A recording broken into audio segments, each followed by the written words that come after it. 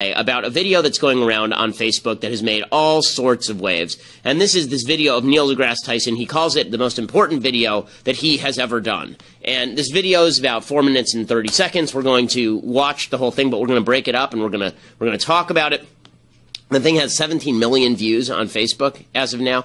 It's probably approaching 18 now. It's all about science and the value of science, and I want to explain what I think Neil deGrasse Tyson is doing that's so damaging and what exactly the left is doing with language like this. So here's Neil deGrasse Tyson talking about the most important video he has ever done. How did America rise up from a backwoods country to be one of the greatest nations the world has ever known? We pioneered industries, and all of this required the greatest innovations in science and technology in the world. And so science is a fundamental part of the country that we are. Pause it there for 1 second. So here's what is interesting about what he's saying here. Number one, science does not define whether a nation is good or bad. Okay, Nazi Germany was actually pretty scientifically literate until they started banning Jews for Jewish science. They developed the V-2 rocket. They developed all sorts of, they had several Nobel Prize winners, people who actually couldn't accept the Nobel Prize in science because the Germans didn't want them to. Science does not mean morality. But it is important to note one of the reasons that the United States has always been so scientifically advanced is because the United States was always a limited government place that didn't seek to suck resources out of the pocket of private industry and redistribute it.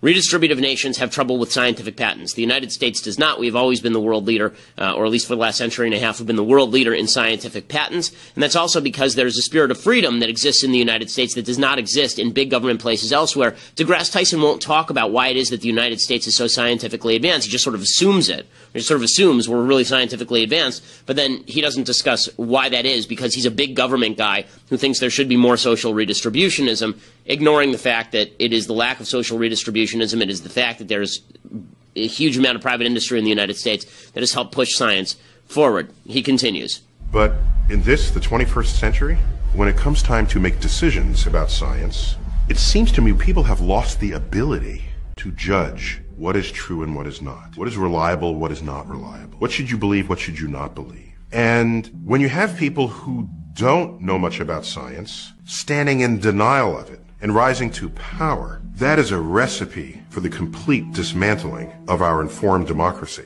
Let us demand that educators around America teach evolution not as fact, but as theory. An increasing number of parents showing skepticism about vaccinations. Voters have approved a ban on GMOs. Critics call climate change unproven science. Pause there for a second. Okay, so here is the problem with some of what he is saying here. So I agree that there are a lot of people who don't know what is true and what is not. I've spoken about this in a political sense. I speak about this with regard to facts all the time. You notice that he never talks about science that the left doesn't like, right? So he never talks about the science of abortion, right? He never talks about the science of child development. He never talks about the science regarding transgenderism. I mean, people who literally have the fantasy that people with chromosomes that say X and Y and are fully male can be female if we just give them hormone treatments and a few breast implants, right? He never talks about that. He always talks about climate change or evolution. But here is part of the problem. Neil deGrasse Tyson, just like a lot of people who's expert in his field, and I know there are people who have questioned his expertise, but he knows more science than I do, so he's more expert than I am, so I'm not going to go into that. But I will say this. Neil deGrasse Tyson is a guy who has posited that there ought to be a country called Rationalia, where people who agree with Neil deGrasse Tyson get to vote on rational bases alone. What he's really calling for here is a scientific oligarchy. He's not calling for a democracy. He's not worried about an informed democracy. He wants to be able to cram down his point of view on everybody else. So take, for example, what Pence is saying here. Now, what Pence is saying here is that there should be, it's not forbidden for creationism to be taught in local schools. We shouldn't be saying that evolution is the only way to think about things. Godless evolution is the only way to think about things.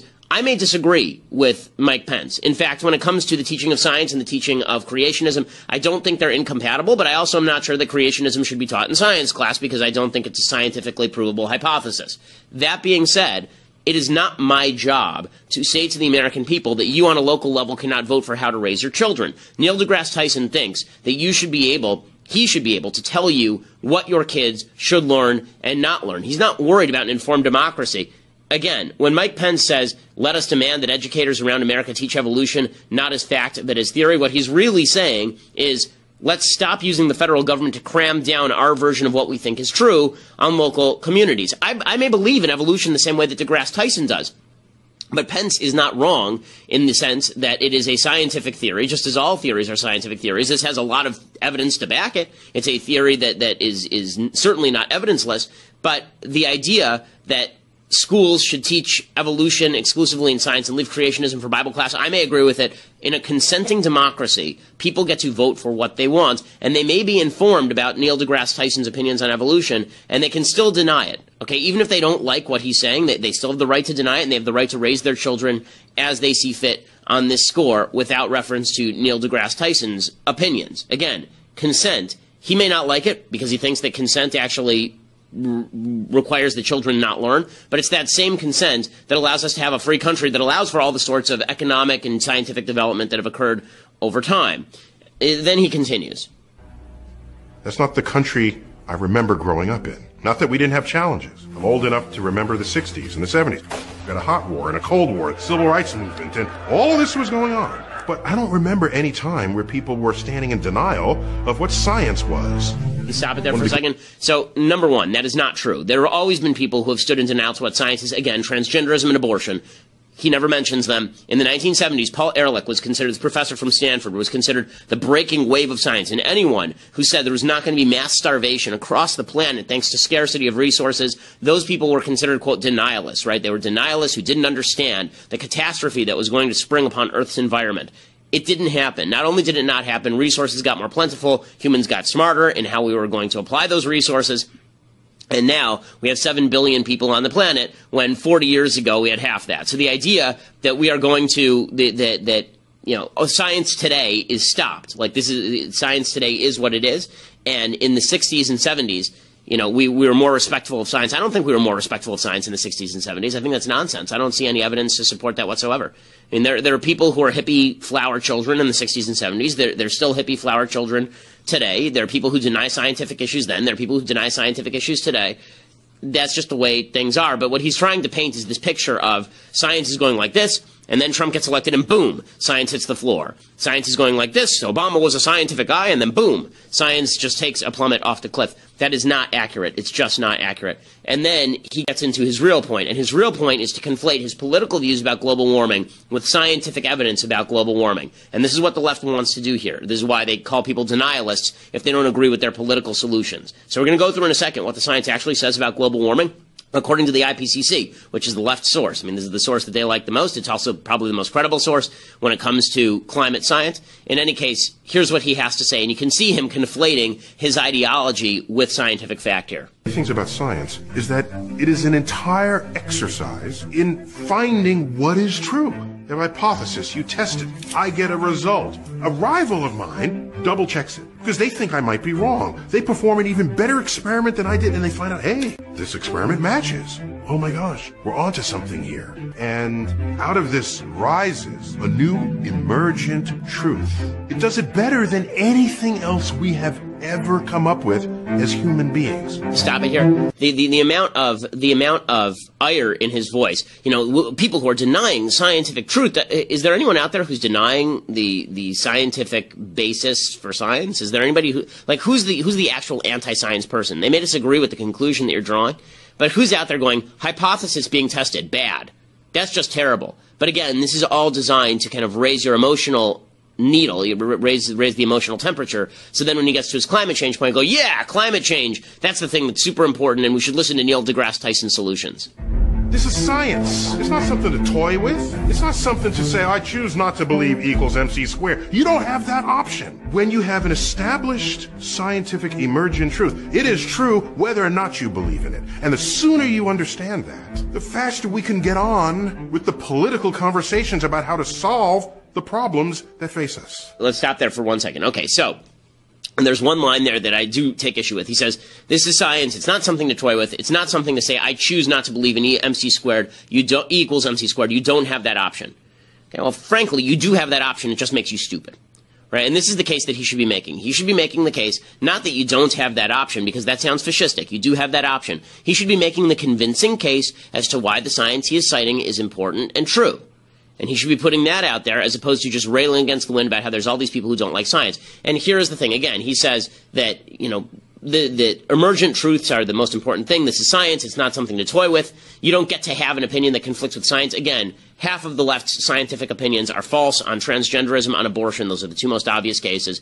But even with regard to global warming. So let's talk about what the established scientific consensus says. So it is true. The established scientific consensus says that the Earth is warming. The established scientific consensus also says that human activity has been a large contributor to global warming. There's sort of deviation as to how much of global warming people attribute. Some people say 10%, some people say 30%, some people say 50%. But there's no question that there is some amount of human activity that has had an impact on the warming trend on the globe thanks to the greenhouse gas effect. The question is how large that effect is, and the question is what we are going to do about that. Okay, now all of that I have just said is not denying the reality of global warming or human activity involving global warming, but he's not going to like what I say next. So Oren Cass, who's a columnist over at Foreign Policy magazine, he's at the Manhattan Institute, he's written about this, and what he says is that the IPCC, the Intergovernmental Panel on Climate Change from the UN, consistently project real but manageable costs over the next century. He says, quote, on scientific questions, the gold standard summary is the assessment report created every few years by thousands of scientists under the auspices of the UN Intergovernmental Panel on Climate Change. By averaging widely varying projections and assuming no aggressive efforts to reduce greenhouse gas emissions, they estimate an increase of 3 to 4 degrees Celsius, which is 5 to 7 degrees Fahrenheit, by the year 2100. Okay, in 100 years. The associated rise in sea levels over the course of the 21st century, according to the IPCC, is 0.6 meters, which is about 2 feet. Even stipulating that adaptations will displace hundreds of millions of people, that displacement will not happen all at once. Spread over decades, such a disruption would look little different from the status quo. And this is the point. This is the part where where the alarmism that you're seeing in this video, this sort of alarm that science is being overridden, that people are ignoring science in favor of other things. Again, it's just not, the tone and tenor is so desperate in this video, and it's not really called for. So there are lots of solutions that people have proposed. The ones that he proposes are basically vast government regulations, international regulations that aren't going to be particularly effective, that destroy vast swaths of the global economy right now. Now, one of the things I presume that he would oppose is additional fracking, even though natural gas is significantly friendlier for greenhouse gas emissions, for carbon emissions, than, for example, coal. Coal is really not great for carbon emissions. Natural gas is much better. But I assume that he wouldn't be in favor of natural gas. He wants massive government subsidies for failed green energy projects. He wants massive tariffs and taxes on carbon emissions. Right? All of these things may not even be necessary. And again, we have to discuss whether they would do anything. And that's where there's a tremendous amount of uncertainty. So to pretend that science has now suggested a solution, or that science is very specific about the problem, is just not totally accurate. I'm going to talk a little bit more about this. Here is finally what Neil deGrasse Tyson suggests about what his solutions would be on this global warming stuff. So once you understand that humans are warming the planet, you can then have a political conversation about that. You can say, well, are there carbon credits? Do we do this? Do we put a tariff on it? Do we subsidize? Those have political answers. And every minute one is in denial, you are delaying the political solution that should have been established years ago. As a voter, as a citizen, scientific issues will come before you. And isn't it worth it to say, all right, let me at least become scientifically literate so that I can think about these issues and act intelligently upon them. Recognize what science is and allow it to be what it can and should be in the service of civilization. And what I love about this is that you see all these beautiful pictures of the American cities from at night over sky. You see the electricity throughout the American cities. What he doesn't say is that his solutions on global warming would likely shut down some of those cities. Right? You see some of the electricity go out.